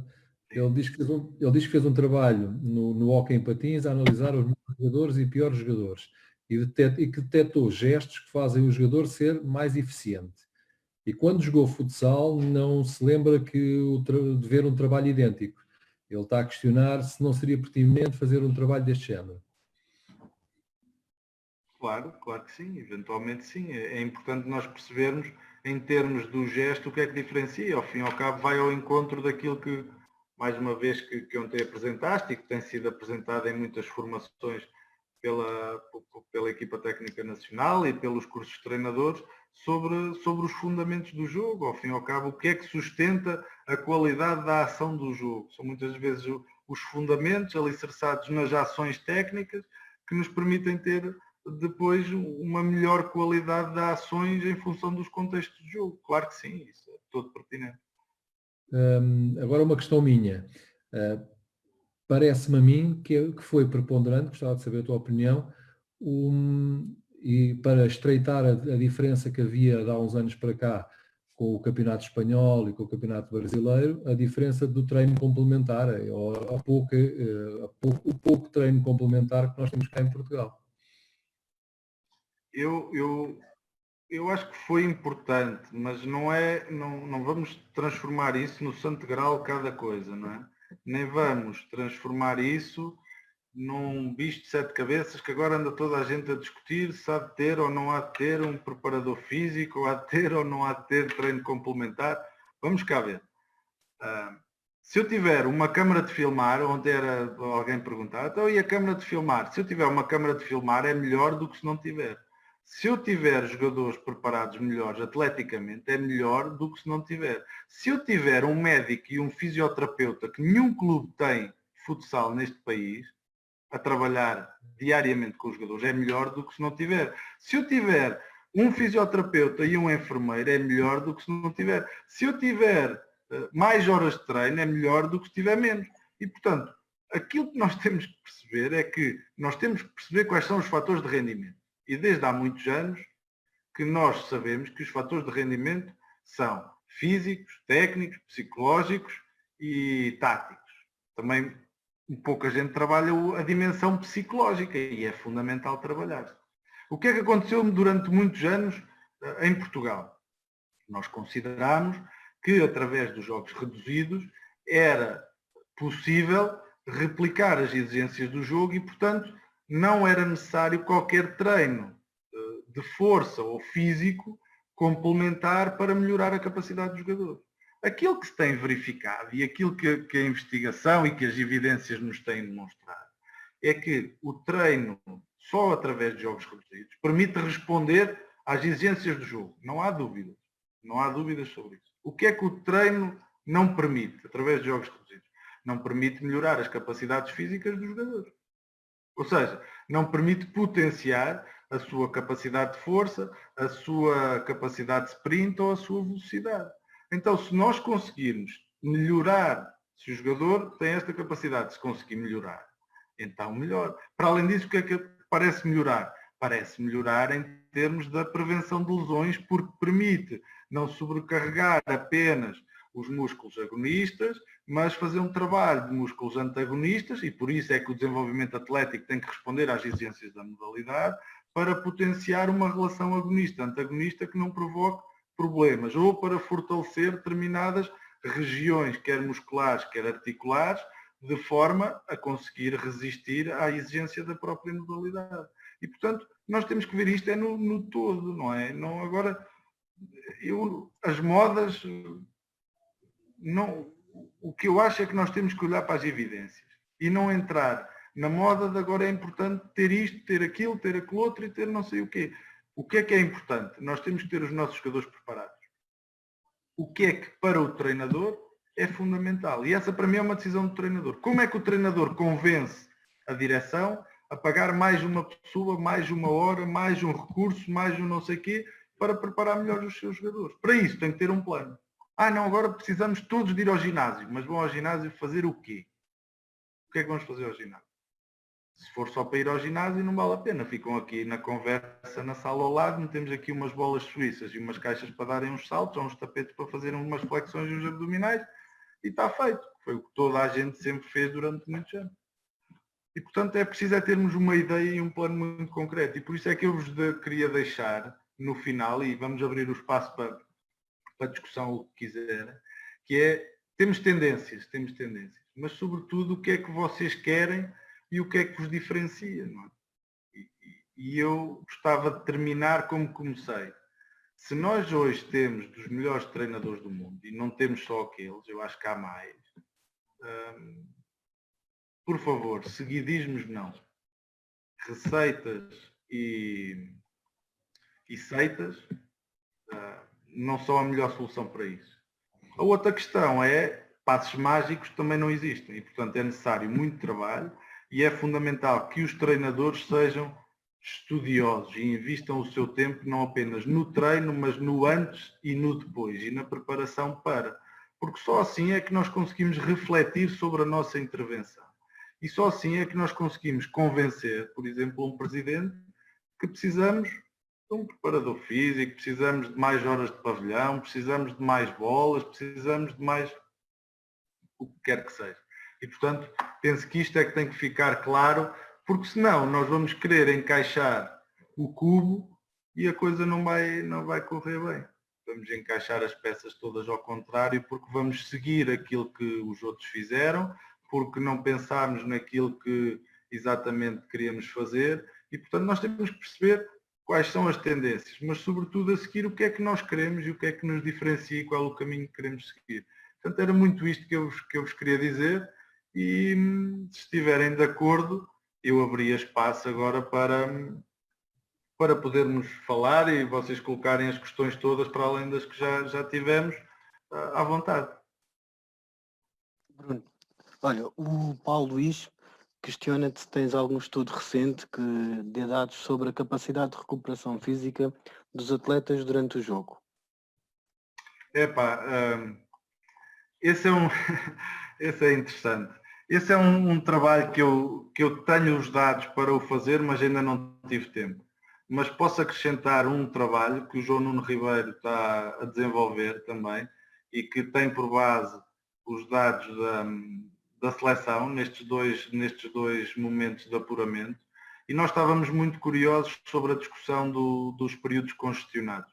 Ao fim e ao cabo, a seleção joga sempre em períodos congestionados. Não é? Ao fim e ao cabo, nós temos, é como as Final Eights da Taça da Liga, da Taça de Portugal, e normalmente esses períodos congestionados são sempre associados a um aumento muito grande da fadiga e, eventualmente, a uma diminuição da performance dos jogadores. Em termos de dados de fadiga, a percepção subjetiva de esforço aumentou significativamente. Mas a prestação, o que é engraçado, e corrobora um pouco aquilo que são os dados do futebol, a percepção, a carga, a performance dos jogadores no jogo não diminuiu, mas diminuiu o tempo de utilização de cada um dos jogadores ao longo dos 3 jogos, que este é um dado muito, muito interessante. No global, existe uma melhor gestão do tempo, não é uma melhor, é o tempo tende a ser mais equilibrado entre os jogadores, parece-nos. E isso faz com que os jogadores, existe fadiga, mas os jogadores têm capacidade de dar resposta em função dessa fadiga. O que é que nós não sabemos e que queríamos saber? E se alguém estiver disponível para isso, nós marcamos um dia. Gostávamos, num período congestionado, avaliar a capacidade de exercer força dos jogadores antes do primeiro jogo, no final do primeiro jogo, antes do segundo jogo, no final do segundo jogo e depois, consecutivamente, no terceiro jogo, seja num período congestionado destes ou noutro qualquer. Qual é que é o que é que nós achamos? Vai existir diminuição de exercer força ao longo do tempo, nos jogadores, ao longo dos 3 jogos, mas o que é interessante é que os jogadores têm capacidade, os melhores jogadores têm capacidade para se ajustar e responder em termos de posicionamento e de tipo de ações que desenvolvem para combater a fadiga que já têm acumulada e a menor capacidade para exercer força. Em termos do jogo, é um estudo que queremos realizar e já temos alguns dados para isso, mas ainda não conseguimos o tempo suficiente para trabalhar isso. Essa é uma questão muito interessante, assim como uma questão que me fizeram há uns tempos, que também me parece muito interessante, que é quanto tempo é que um jogador deve estar em campo e quanto tempo é que um jogador pode estar no banco sem que existam perdas em termos do aquecimento. Não faço a mínima ideia, mas é uma questão muito pertinente. Mas aquilo que eu acho é que, e confidencio-vos aqui, aquilo que tenho observado e aquilo que vou vendo, muitas das vezes o nosso aquecimento não serve para nada. Para alguns jogadores é completamente zero. Há uma ativação, na verdade, mas os jogadores estão cerca de, por vezes, 20 a 25 minutos fora sem fazer mais qualquer atividade e, portanto, sempre que isso acontece, nós perdemos praticamente tudo aquilo que ganhamos em termos de incremento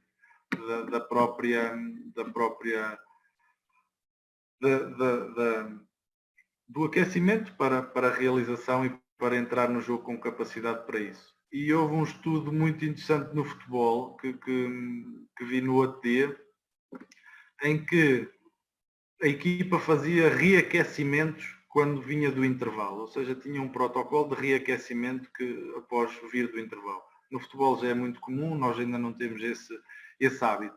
E o interessante é que eles compararam antes os golos nos primeiros 10 minutos da segunda parte, antes do reaquecimento e depois do reaquecimento.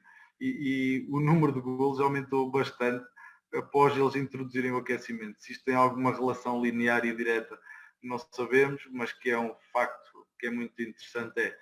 Em relação à fadiga ao longo do jogo, também ainda não temos nada, mas queremos fazê-lo, sim.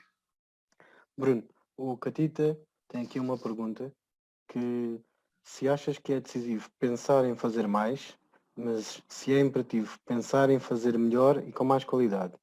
E isso tem que condicionar o pensamento, o planeamento, os exercícios, os feedbacks, as exigências de treinador-atleta e atleta-atleta. Se concordas ou não concordas? Eu concordo em absoluto, ao fim e ao cabo foi isso que eu tentei dizer durante esta apresentação também.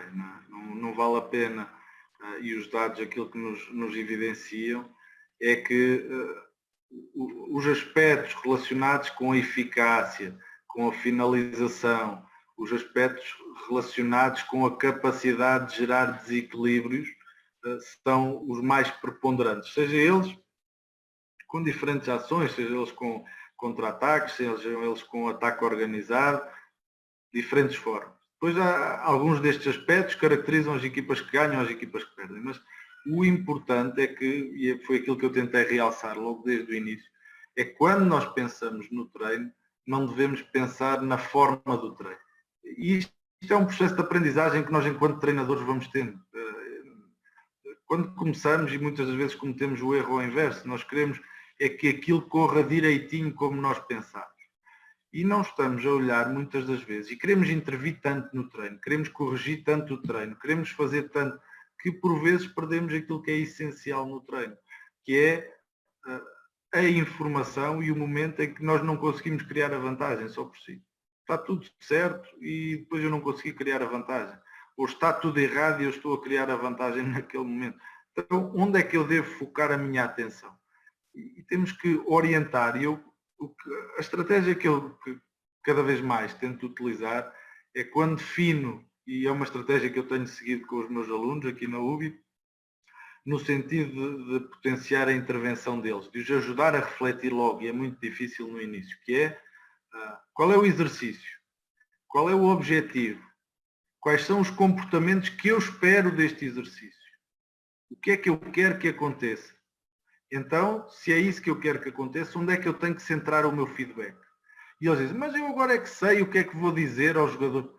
Sim, tens que saber, tens que perceber se acontecer isto, para onde é que vais dirigir a informação?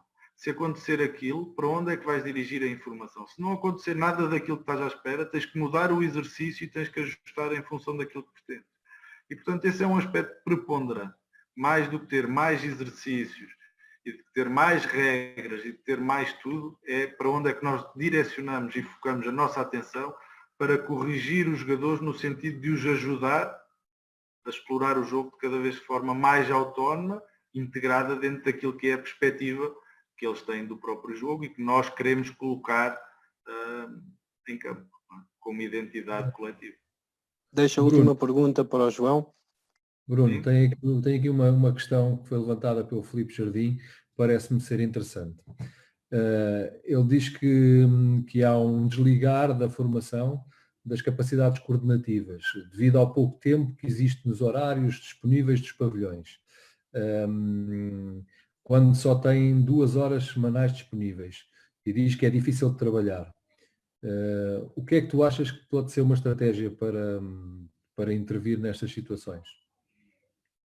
Aqui, o que eu acho é que a capacidade coordenativa tem que estar presente em todos os exercícios.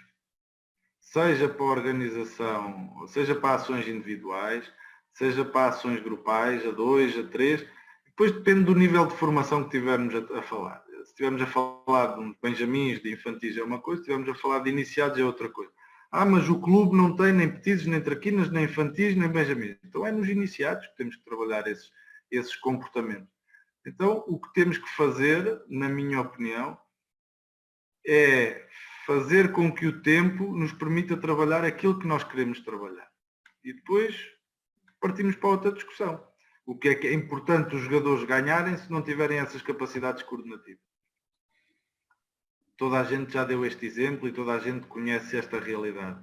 A equipa está toda bem posicionada, os jogadores sabem todos para onde correr, aquilo funciona que nem o relógio. Mas eles não conseguem dar mais do que 3 ou 4 passos. Então para que é que eles correm todos para o sítio certo que nem um relógio? Então os problemas deles, quais é que são? Antes de serem coletivos, são individuais. Então aquilo que nós temos que procurar é que todas as tarefas de treino procurem direcionar a atenção do jogador para aquilo que é fundamental.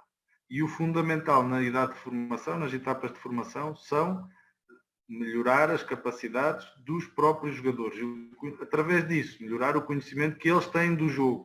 E através disso melhorar a capacidade que eles têm de se relacionar uns com os outros e, portanto, vamos acrescentando aqui as diferentes dimensões do jogo. Mas para mim esse aspecto é preponderante. Desde a primeira tarefa até à última, há sempre aspectos coordenativos que têm que ser trabalhados. Seja a lateralidade, seja a capacidade de se relacionarem com a bola de diferente forma, seja a capacidade de finalizarem em diferentes passos, em diferentes momentos, seja a capacidade de correr, de saltar, de rebolar, o que quer que seja, mas temos que criar sempre condicionantes e ajudá-los, condicionantes no sentido de regras que permitam que o exercício vá para onde nós pretendemos. Agora, treinar 2 vezes é difícil, claro que sim. Bruno, vou-te fazer a última pergunta. Sim? Hipoteticamente, se voltarmos a ter campeonatos, o que é que tu achas que é importante trabalhar para reativar a competição? Tu meteste uma pergunta mais difícil de todas. Primeiro, acho que vai ser muito difícil haver campeonatos, mas isso é só a minha opinião. Porque acho que, infelizmente, isto está para durar. O que é importante? Eu acho que, no geral, todos os clubes estão a ter algum trabalho de manutenção da capacidade individual dos jogadores, da capacidade atlética. Aquilo que temos que perceber é que a capacidade atlética não é a capacidade a seguir de performance para o desempenho da atividade do jogo. E, portanto, se voltar a haver competição, aquilo que eu creio é que a competição não pode ser de hoje para começar amanhã. Portanto, tem que haver aqui um tempo que permita reequilibrar e reorientar. Sabemos que não vai ser ideal, nenhuma vai ser ideal. Como eu costumo dizer, em tempo de guerra há sempre mortos. Não há volta a dar em termos de quem é que vai sair prejudicado, as equipas não vão estar preparadas como estavam, não há volta a dar. Isto é uma situação de exceção e, portanto, todos vão ficar prejudicados. Toda a gente vai ficar prejudicada, infelizmente.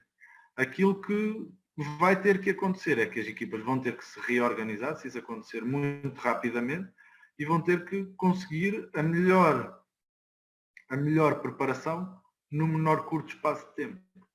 Esse penso que vai ser o objetivo se isso acontecer. E especulando aqui, falando por mim e apenas com a minha opinião em relação àquilo que possa acontecer, mas sou-vos muito sincero, acho que tenho muitas dúvidas que isso venha a acontecer. Vamos ver. Bruno, vou-te pedir uma mensagem para toda a gente que esteve a escutar, para toda a gente que acompanha o teu trabalho e para os seguidores da Zona Técnica. Depois também deixo também para o João uma palavra. Bom, por último, eu gostava gostava de agradecer mais uma vez o convite que vocês me fizeram para estar aqui, para partilhar esta noite convosco.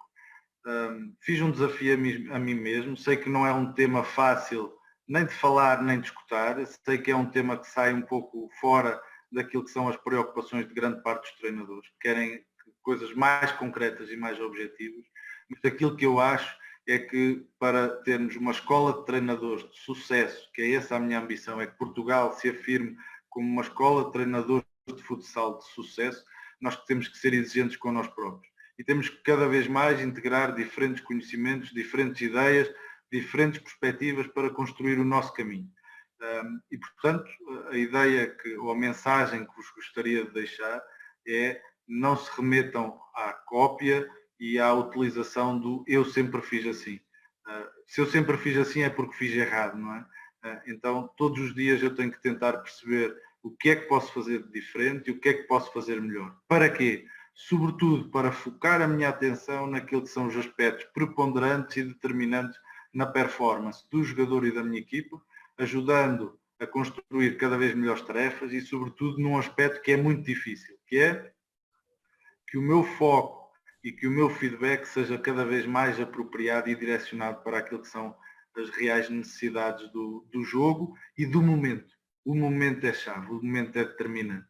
E, portanto, quanto mais eu estiver preparado para intervir no jogo de forma rápida, objetiva e com qualidade, mais eu vou ser capaz de ser melhor e de preparar a minha equipa para os desafios que se avizinhem. Não esquecendo de que, se eu correr atrás da tendência, eu apenas vou imitar a tendência e, portanto, tentem estar um passo à frente disso, como diz o nosso selecionador Jorge Brás. Não corram atrás dos outros, corram atrás das vossas ideias e procurem ser vocês próprios, sobretudo. Obrigado. Zona técnica. Sim, Força, João. Foi muito bom, desculpa, Carlos, estar aqui só a interromper-te, mas foi muito bom este momento com o Bruno. Eu agradeço imenso ele ter esta partilha connosco e agora vamos continuar. Claro que sim. Obrigado, João. E obrigado a todos que participaram e que estiveram connosco nesta noite. Qualquer questão, estão à vontade para me contactar, já sabem. É sempre um prazer colaborar com todos. Em nome da Zona Técnica, pedimos desculpa pela falha de rede. Prometemos que o Bruno vai tentar responder às questões que não foram respondidas e queremos também deixar o desafio para na próxima semana continuarmos com Fica em Casa com o futsal e deixar também para toda a gente que nos tem questionado, os vídeos vão estar disponíveis desta semana, no domingo, no YouTube, que será disponibilizado para toda a gente poder assistir novamente às palestras do Bruno Travassos, do João Freitas Pinto e do Nuno Dias. Obrigada e segunda-feira às 21 horas esperamos cá por toda